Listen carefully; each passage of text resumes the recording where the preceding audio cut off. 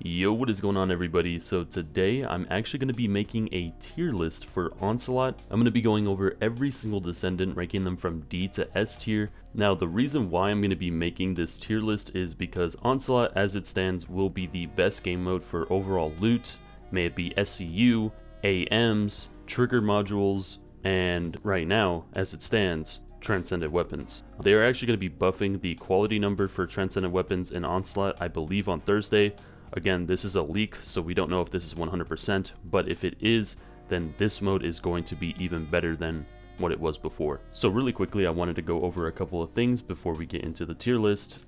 These are things that are going to help us understand why I'm going to be ranking these characters the way they are, and hopefully you can get an understanding of how I'm going to be doing this. So starting off, I'm going to be going based off their survivability, mobbing capability, bossing capability, investment, and parameters. If you don't know what parameters are, they are the buffs in the beginning of Onslaught. This is going to be a gauge of whether or not they actually need those buffs, or if they can actually handle without them, or if they can't hold their own if they don't have really good ones. The other thing I wanted to mention is I'm not going to be showcasing any builds in this video. If I were to do that, this video would take way too long, and I do not have the storage space to do that. I will be actually making videos on builds that I was using in A tier and higher characters, but if you really want to, all you gotta do is ask for a build and I will deliver. It depends on what the character is though, because some characters I really don't know if I can make builds, or if there even is builds that I can showcase because they're just super unpopular. Also, I forgot to mention with mobbing, bossing, and yada yada yada, I'm gonna be scaling it from 1 to 10, 10 being the best and then 1 being the worst. So if it's lower, that means that it's bad. If it's higher, that means it's good.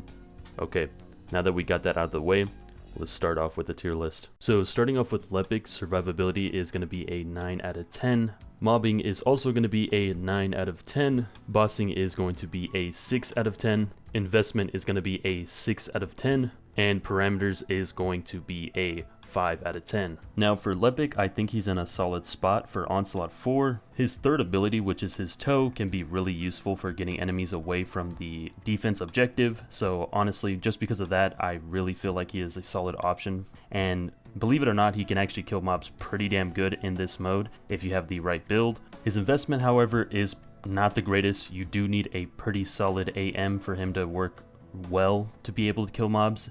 And honestly, just because of that, I don't feel like I can put him any higher than B tier. His bossing also is one thing that he struggles with, since Pyromaniac is super resistant to fire. You can do fire strip, but even then, Lepic's damage is not as great as other Descendants when it comes to bossing. I still think he is a solid Descendant. He can easily go up to A tier if he does get buffs, but for now, I'm gonna have to put him in the B tier category. Alright, now we're gonna be talking about a Descendant that I was really looking forward to reviewing. So for Kyle, survivability is going to be a 10 out of 10, mobbing is going to be a 5 out of 10, bossing is going to be a 7 out of 10, investment is going to be a 4 out of 10, and parameters is going to be a 3 out of 10. Now with Kyle, he actually does have probably the best survivability in the game. If you actually don't want to go down ever in Onslaught, Kyle would be the best pick for you.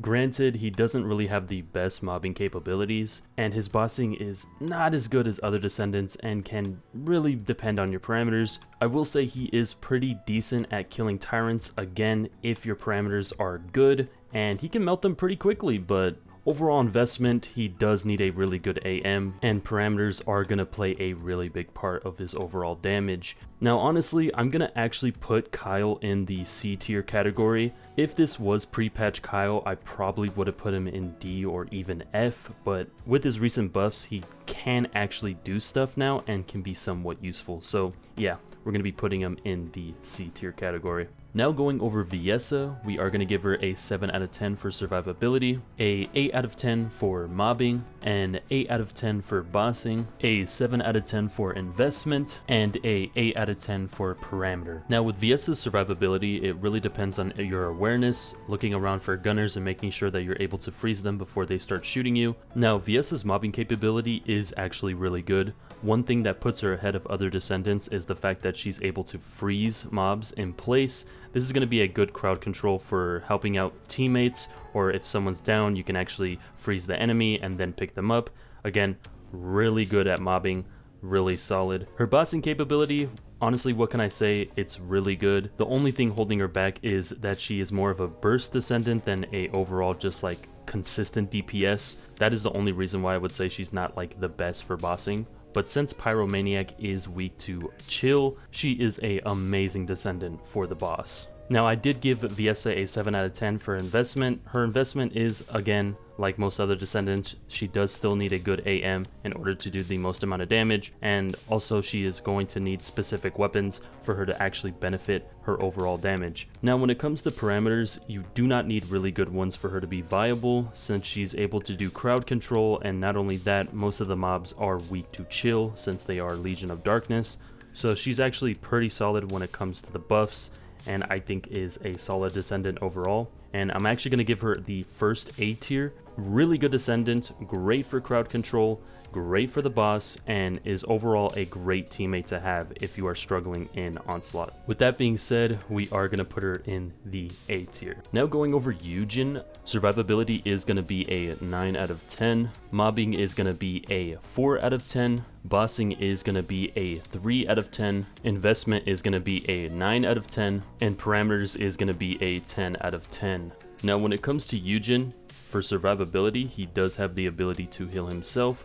Not only can he do that, but he can also heal teammates as well, which makes him really good. He's a buffer, so your main objective isn't going to be killing mobs, it's going to be buffing your teammates, and you're going to be giving teammates skill power boost ratio, and you're going to give them crit damage. So again, he is just mainly here to be a support. For bossing, same thing. You're just going to want to buff your damage dealers and make sure they do the most amount of damage. Yujin is a niche case. You're mainly going to be using him for pre-made squads, since that's going to be the case. This tier list is mainly going to be for pubs. I forgot to mention that as well. We're kind of basing this off of pubs. So with Yujin, it could really be a hit or miss whether or not you want to bring him in pub matches. If you get matched up with only gun Descendants, then your buffs are useless. If you get matched up with Descendants that don't crit, then you're semi-useless. Again, it's a really niche thing, so just for that, I'm going to have to put him in B tier. I can't put him any higher than B tier. I know he is a really solid support when it comes to healing Descendants and keeping people alive, but again, you just never know what you're going to get in pubs. So for that, he is going to be in B tier. Alright, now going over Gley. For survivability, it is going to be a 10 out of 10. For mobbing, it is going to be a 7 out of 10. For bossing, it is going to be a 7 out of 10. For investment, it is going to be a 7 out of 10. And for parameter, it is going to be a 4 out of 10.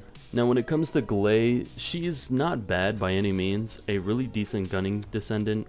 You can also get away with using blood and iron, but it's really up to you on which one you would want to use. I usually prefer the gun build, but it is what it is. When it comes to actually doing mob damage, she's definitely a little bit lacking in that department unless you're using her skill build. But when it comes to bossing, it's kind of the same thing. It really comes down to whether or not you're going to get that Colossus parameter.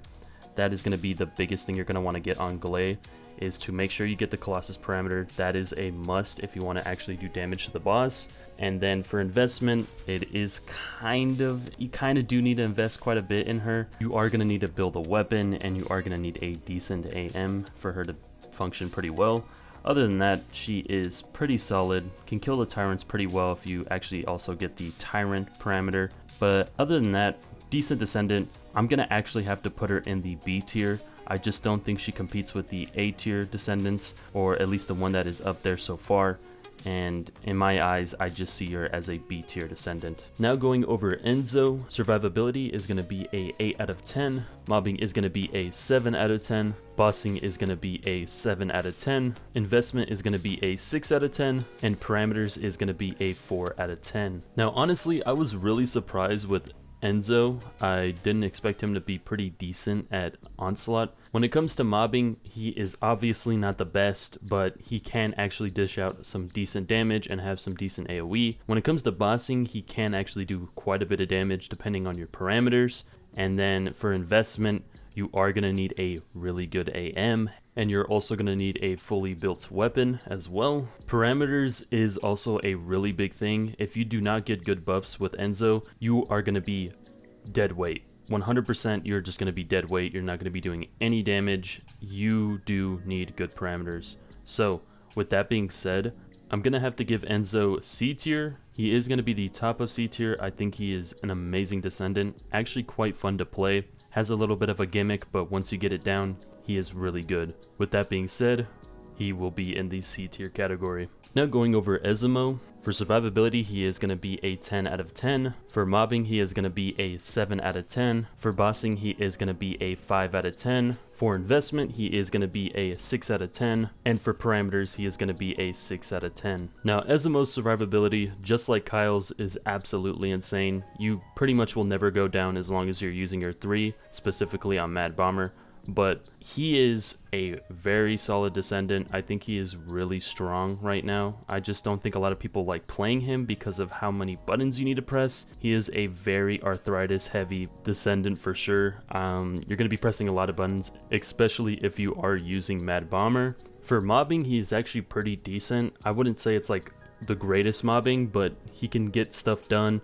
Especially if you have explosive aesthetic on, you can just use your 4 and everything dies around him. He also is really good for killing tyrants, so if you need to kill a tyrant really quickly, he can do the job for sure. Not the best, but still a solid option for that. When it comes to bossing, he does for sure fall off. Since his damage is mainly burst damage, you have to build up for the damage. It can be a pretty slow DPM, damage per minute. For investment, you are going to still need a pretty solid AM. Regardless, most characters you are going to need solid AM if they're under A tier, and you are going to need to build a weapon specifically for additional attack on melees. For parameters, he does need some pretty decent parameters in order to dish out the most amount of damage. If you have shit parameters, you are going to be kind of lacking in the damage department, but other than that, he is a solid Descendant, and I'm going to comfortably put him in the B tier just because of his mobbing capabilities and being able to kill tyrants pretty quickly. That is going to be the main objective anyways when it comes to Onslaught level 4. So with that being said, we're going to have him in the B tier. Now going over Ajax, for survivability he's going to be an 8 out of 10. For mobbing he is going to be a 6 out of 10. For bossing he is going to be a 7 out of 10. For investment he is going to be a 6 out of 10. And for parameters, he is going to be a 5 out of 10. Now for Ajax's survivability, it actually is really good. Since Ajax's damage scales off of defense, you're going to have a boatload of damage reduction. For mobbing, he isn't really the greatest. It really relies on what weapon you are using, since Ajax is a gunning Descendant. For his bossing, it can be really good depending on what parameters you get. Prioritize on the Colossus parameter if you actually want to do the most amount of damage to the boss. For investment, again, you are going to need a good AM and you are going to need to build a weapon. So his investment is going to be a little bit pricey. And for the parameters, you are going to need good parameters in order for Ajax to actually sustain damage. If you don't have good parameters, you are going to be dead weight with Ajax. This has just been my experience when playing him, and honestly, I don't think he's a super bad Descendant. There are some cases where he can be really good, especially when it comes to killing tyrants. But other than that, I don't think I can put him any higher than C tier. He lacks in a lot of other departments, specifically mobbing is one of the biggest ones that he lacks in. It really depends again on your weapon. So with that being said, Ajax is going to be in C tier. Now going over Valby, survivability is going to be a 4 out of 10. Mobbing is going to be a 10 out of 10. Bossing is going to be a 10 out of 10. Investment is going to be a 7 out of 10. And parameters is going to be a 9 out of 10. Alright, what can I say about Valby other than she is literally the best Descendant in the game right now. Literally the best Descendant for every single piece of content, and Onslaught 4 is no exception. She dominates Onslaught 4. If you have a Yujin with you and 2 other Valbys, you can get this done in like 2 minutes, which is absolutely insane. I've seen speedruns where people do this in like a minute 50. Valby is a monster. When it comes to mobbing, she just obliterates the mobs even without good parameters. And then when it comes to bossing, she is the best when it comes to bossing. Hands down. Without parameters, with parameters, she is really good. Investment, you still need a good AM in order to actually do the most amount of damage, and you are going to need to build a weapon as well. For parameters, you could probably get away with shit parameters on Valby and still do a lot of damage. But yeah, with that being said, I'm going to easily put Valby in her own tier. She is actually going to be above S tier, and she's going to be in the Valby tier. Yeah, Valby's insane. With that being said, Valby will be in the Valby tier. Now going over Hailey. For survivability, she's going to be a 7 out of 10. For mobbing, she is going to be an 8 out of 10. For bossing, she is going to be an 8 out of 10. For investment, she is going to be a 7 out of 10. And for parameters, she is going to be a 6 out of 10. Now, honestly, I was actually the most surprised about Hailey's performance when playing her. Now, when it comes to mobbing, she is actually pretty damn good. She actually has a decent amount of AoE. Not only does she have a decent amount of AoE, she can also inflict frostbite just like Viessa and slow down enemies or even keep them in place. Really good crowd control, can be really beneficial for your teammates. For her bossing, she is going to do a lot of damage since she is a chill descendant. Parameters are going to play a big role in that, so make sure that you are getting the Colossus parameter. For investment, she is going to need a solid AM. But for her weapon, all she's gonna need is a stat stick since she is a skill-based descendant. And then for her parameters, she is gonna need some pretty decent parameters. You can fall off in damage if you don't have good parameters, but other than that, she is really good. Really good for killing tyrants, by the way. She can melt tyrants really quickly. And honestly, she's pretty good. I'm gonna have to put her in B tier. I didn't expect Hailey to even reach B tier, but she's good. I was surprised when I was playing her. She's actually a really good descendant. And with that being said, she will be in B tier. Now going over Freyna, survivability is going to be a 5 out of 10. Mobbing is going to be a 5 out of 10. Bossing is going to be a 3 out of 10. Investment is going to be a 8 out of 10, and parameters is going to be a 3 out of 10. Now, Freyna's survivability is pretty bad since there's really only one build you can go with, and it requires you to have shields. For her mobbing, usually I would say it's really good, but in this case it's actually really bad since most of the enemies in Onslaught 4 just have really high health pools. Freyna's overall damage just can't keep up. DOTs in this mode are just not the move, and Freyna suffers for that completely. It's just mainly due to her low multipliers. I think once they actually rework her and actually increase her multipliers for her skills, then she'll be actually capable, but as it stands, she is not. For bossing, she's absolutely useless unless you're using your ultimate. Even then, you're just not going to be doing a lot of damage unless you have good parameters and maybe a Luna also buffing you. And then when it comes to parameters, you really do need to get the best parameters. You cannot afford getting bad parameters with Freyna. Since she is just so bad when it comes to her overall damage, it's mandatory. I should have just put parameters at 0, but I'm just giving her the benefit of doubt and putting them at 3, but still really bad. For investment, it's not too bad of an investment. All you really do need is a stat stick and a really good AM. I just don't think a stat stick and a really good AM is going to solve Freyna's issue though for Onslaught 4, and just because of that, she is going to be the first D tier on this list.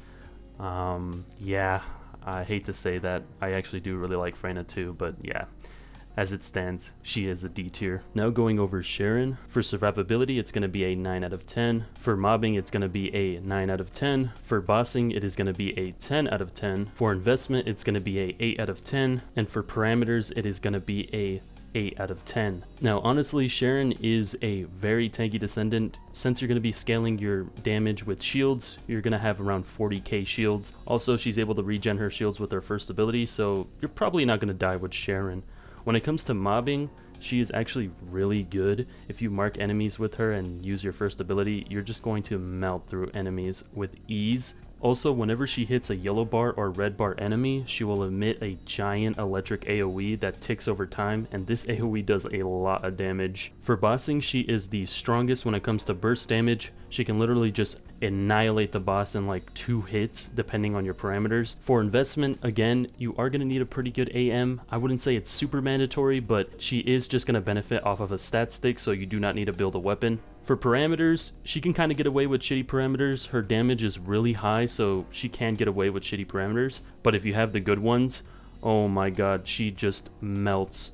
Another thing too is she is really good at killing tyrants. Like, I think she is one of the best at killing tyrants. So if you want to do speedruns, she can definitely help you out with that as well. With all that being said, I am easily going to put her in the S tier. She is going to be the first Descendant in the S tier, and honestly, she deserves it. She is just really strong, and I feel like she is a sleeper pick in Onslaught. I really hope more people start using her because she can just do so much damage, especially if you have multiple Sharens on the field. Again, with that being said, she will comfortably be in S tier. Now going over Ines. For survivability, it is going to be a 5 out of 10. For mobbing, it is going to be a 10 out of 10. For bossing, it is going to be a 10 out of 10. For investment, it is going to be a 7 out of 10. And for parameters, it is going to be a 7 out of 10.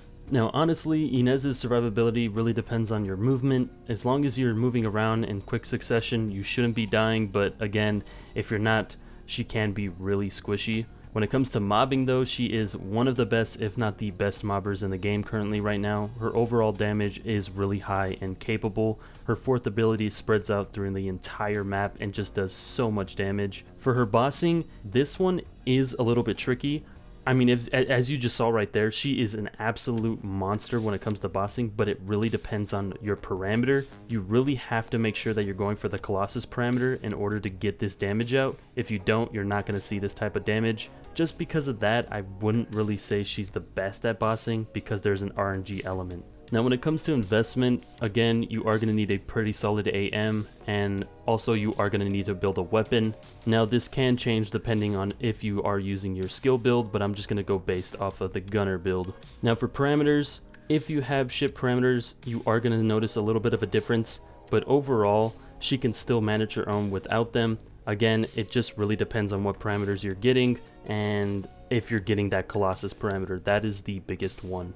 Now with all that being said, I am going to be putting Ines in the S tier. I think she is an amazing Descendant overall. She is capable of mobbing, she is capable of bossing. There's really not else you would ask for a Descendant, and just for that, she will be in the S tier. Now going over Serena. For survivability, it's going to be an 8 out of 10. For mobbing, it is going to be an 8 out of 10. For bossing, it is going to be a 10 out of 10. Investment is going to be a 6 out of 10. And parameters is going to be a 7 out of 10. Now, Serena's survivability is pretty solid since you're going to be in the air most of the time.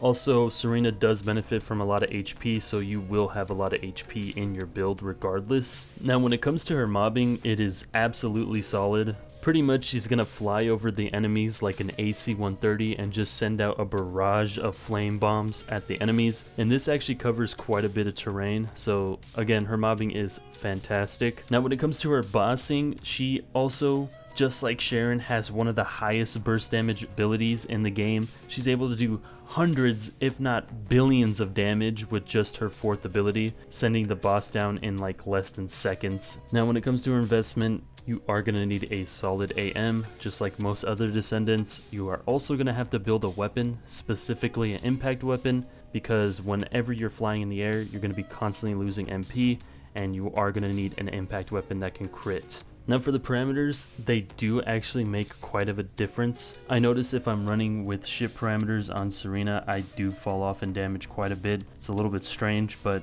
yes, you are going to need some good parameters in order for her to work correctly. One thing I forgot to mention as well, she is really good at killing tyrants, like really good at killing tyrants. So again, with all that being said, I'm going to easily put her in S tier.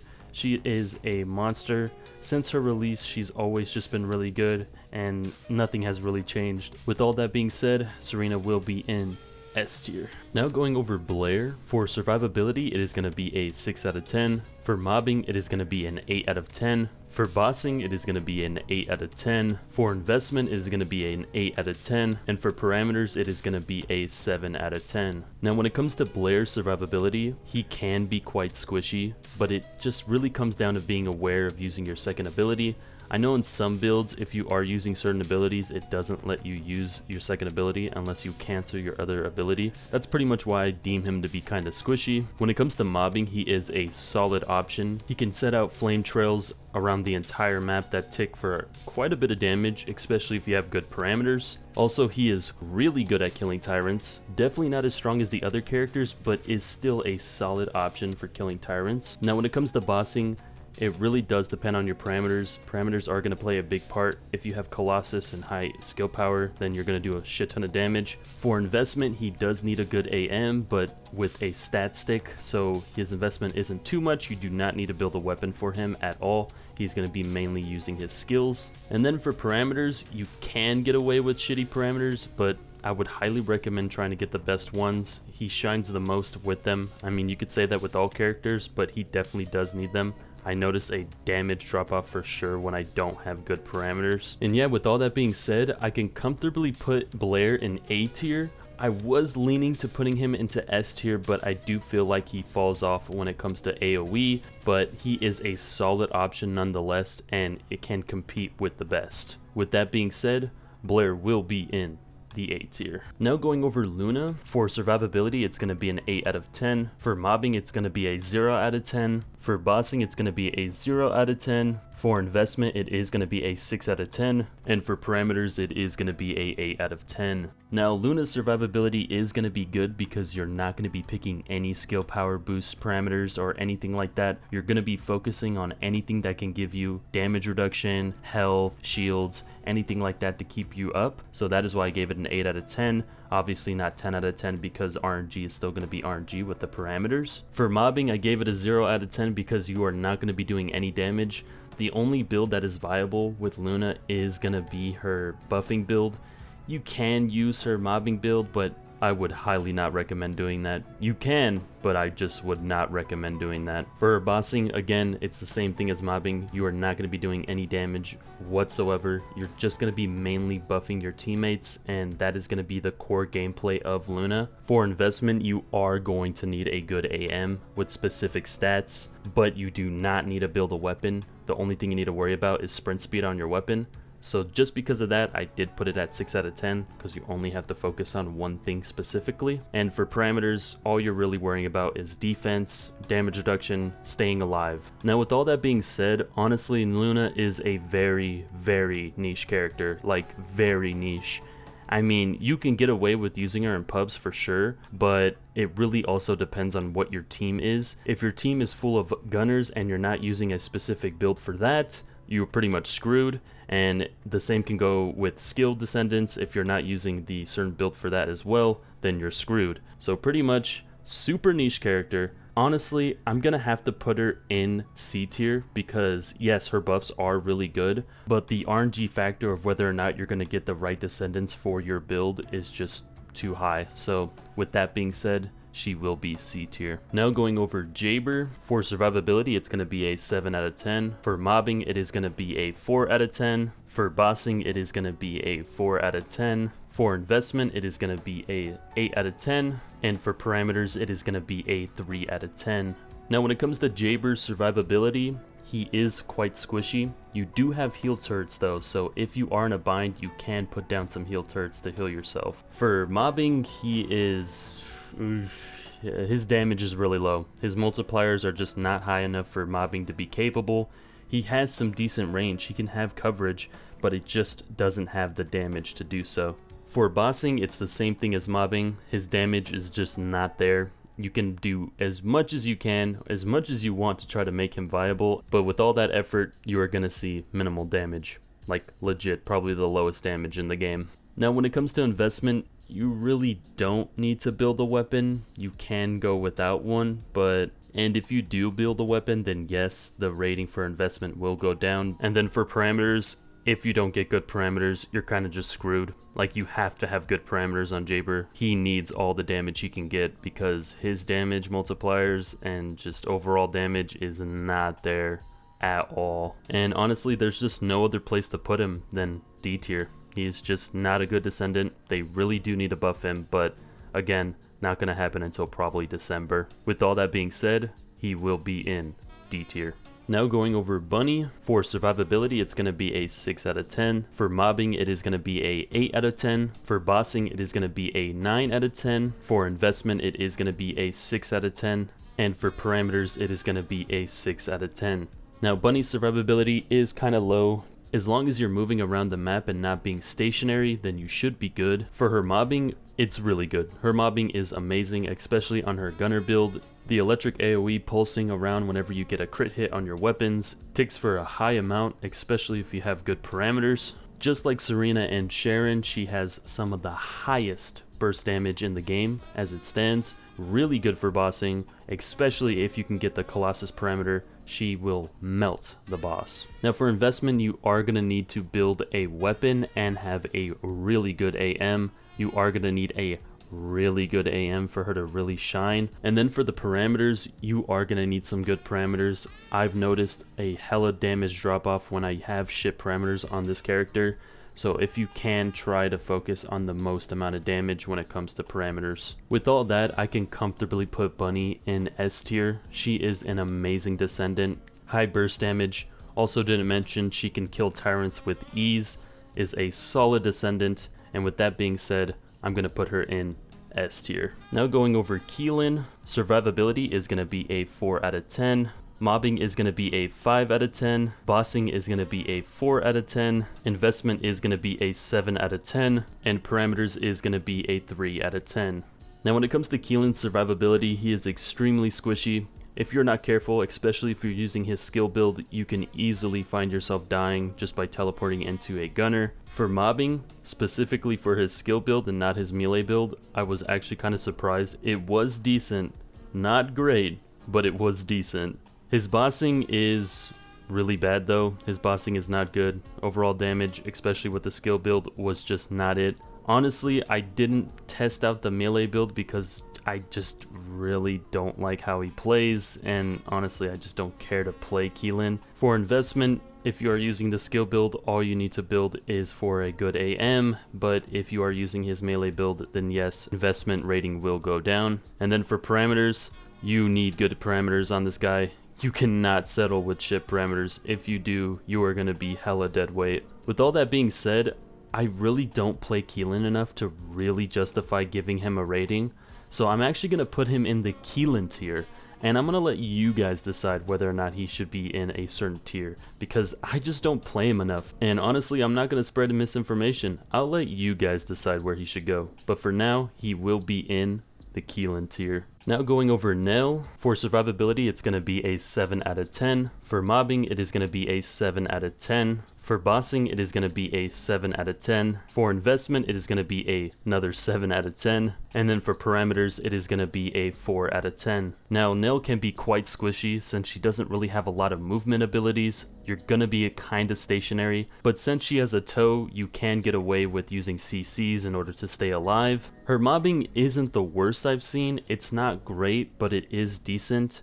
You are going to need to hotkey your first ability with your scanning ability. Can be quite annoying to look at because it's just visually cluttered with the purple triangles. Honestly, not my favorite thing to see when I'm fighting in the battlefield. For her bossing, she's pretty decent. She does do burst damage with her fourth ability. It's nowhere near Serena, Bunny, or Sharen's level at all. For investment, all you really need to do is build towards your AM and then just have a stat stick. And then for parameters, you do need to get good parameters. She will fall off in damage quite a bit. You will be dead weight if you have shit parameters on Nell. With all that being said, I honestly can't put Nell any higher than C tier. Not only do you have to deal with visual clutter, but most of her abilities are just really slow. Even her toe ability requires you to activate 2 abilities in order to do it, versus just like Lepic throws it down and it's good to go.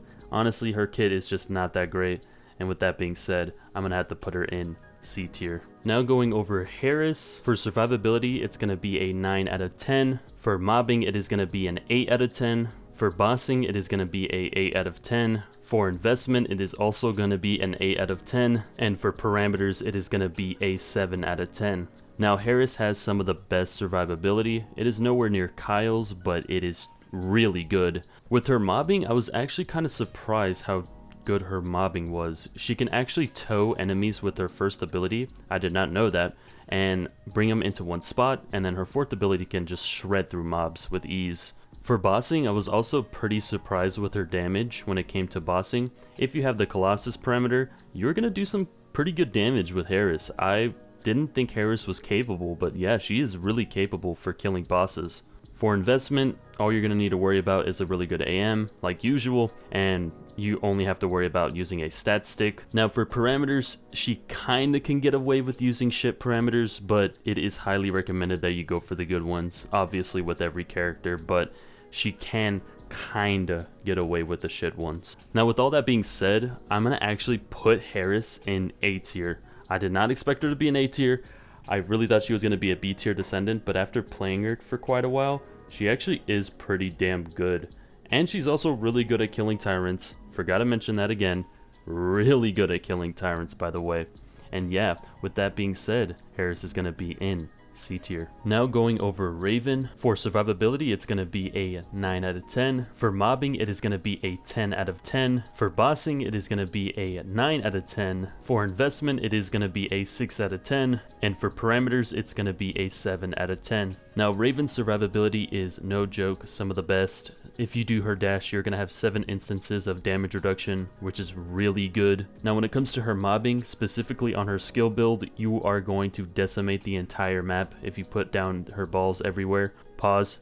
Even with her gunner build, you are going to be clearing the entire map with the improved blood and iron ability. It is insane how much reach that has. When it comes to bossing, specifically on the gunner build, you are going to be doing a lot of damage. I can tell you right now, she is a solid option for bossing as well. Now, when it comes to her investment, you are going to need a good AM, and also you are going to need her specific shotgun, Unleashed Instinct. Honestly, I probably should have put investment a little bit lower of a rating, but I'm going to stick with 6. And when it comes to parameters, I do see a damage fall off if I have shit parameters. She can kind of get away with shit parameters, but I did notice, especially on the gunner build, there was a significant damage drop off, so try to get yourself the best ones, but that's obviously the case with every character. With all that being said, I am going to be putting her in the A tier, and people in the comments are probably going to wonder why I put her in A tier, not S tier. And honestly, it just really comes down to her builds being very specific for one thing. One build is really good for mobbing, another build is really good for single target and bossing. So honestly, just because of that, I'm gonna have to put her in A tier. Now, I do want to address that I did get my inventory rolled back. Also, my quality did get rolled back, but however, I did lose a couple of weapons that I did farm legitly. Now, am I going to sit here and complain about my weapons being taken away? No. I am going to take accountability. I did do the exploit for about an hour and farmed around 4 weapons. I'm just letting you guys know that this will set me back for making videos on builds. So I am going to have to regrind these weapons in order to make build videos, but there are still TFD content creators that still make builds to this day. I'm going to list off a couple of them and I'll have their channels linked in the description down below. So starting off the list, it's going to be Average Braidz, The French Reaper, SongsOfRaze, GarrenBelmont, OrneryBiscuit, and xAlisa. All these content creators come out with amazing builds. I use their builds to this day and they work flawlessly. So if you want to go check out their channel and see a couple of their builds off the characters that I just listed in this tier list, go right ahead. And with that being said, I hope you guys enjoyed the video. Peace.